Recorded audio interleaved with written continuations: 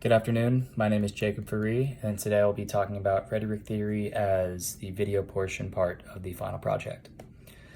So to begin, rhetoric theory was published under Aristotle's name. Now I say published under Aristotle's name because it was released after he had passed away. His students had gathered his work and published it in the form of 3 to 4 books.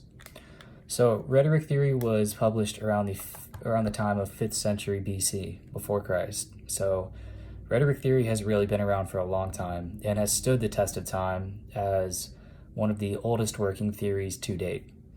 So rhetoric theory is based upon the 3 principles of ethos, logos, and pathos. So to begin, I will be talking about ethos, which is establishing credibility of the speaker. Now, what I mean by establishing credibility of the speaker, that means having the confidence of going up in front of an audience and knowing what you're talking about. You know, if I were to get up there and talk about guitars, give, say, a presentation on guitars, and I just presented the same facts in more of like a low tone, like a monotone voice, to where people weren't able to understand me fully. This would show that I don't know what I'm talking about and I'm getting up there, I put it together at the last minute, everything like that. So in order to establish credibility from the audience, you need to hit upon shared values. Shared values, I think, is the biggest thing of ethos, because people will want to listen to somebody who has had an experience similar to them. Say, going back to the example of guitars, if I were to talk about how tuning your guitar correctly, tuning my guitar correctly so it sounds better for the audience, right there I just mentioned how it sounds better in front of an audience. That is inferring that I've gotten up in front of people and had the confidence to go up and play in front of them. Another form of ethos, or another, I guess, principle of it, would be to establish goodwill. Now, establishing goodwill can be a bit difficult because you don't want to come outright and say, hey, this is really good for you, this is what you should be doing, this is this, that. You know, you want to kind of have it be inferred. Not inferred to the point to where you're saying, oh, like this, the health benefits are here. More or less it is, I know what I'm talking about. This could be good for you if you implement and do this. Now, moving on to logos. I will be talking about, logos is the logical appeal. So the logical appeal, does it make sense to the audience? Does it not make sense to the audience?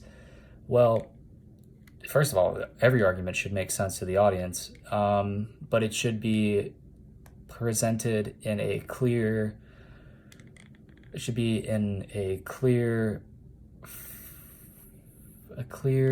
what am I trying to say?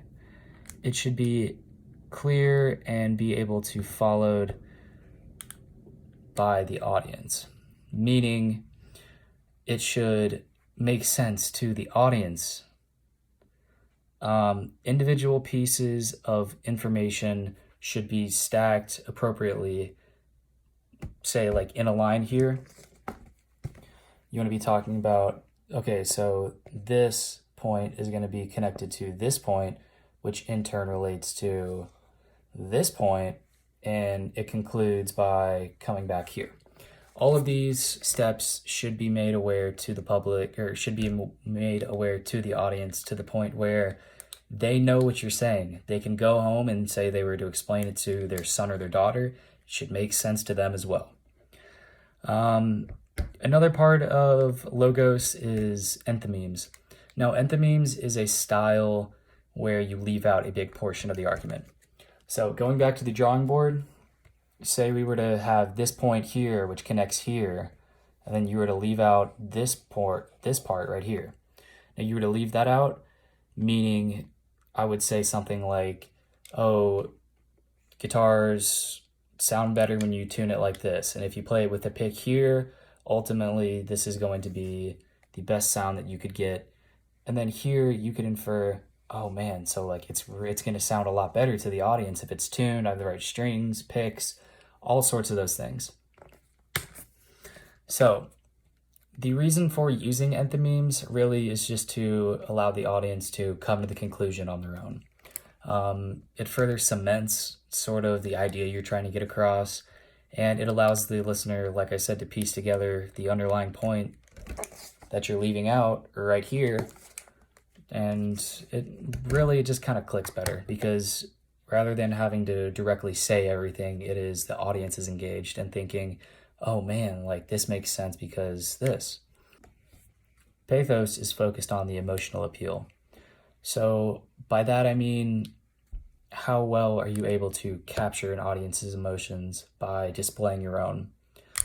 So to go back to the guitars examples, I would be able to get up there in front of an audience or just talk with my friends, really. It doesn't have to be sort of like a speech.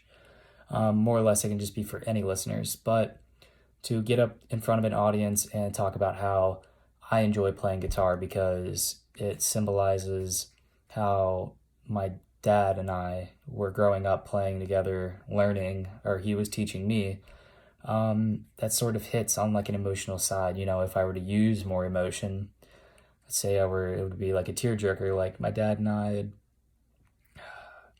shown me how to play guitar, and unfortunately he's passed away now. Just capturing emotion, things like that, further enhancing your persuasive techniques.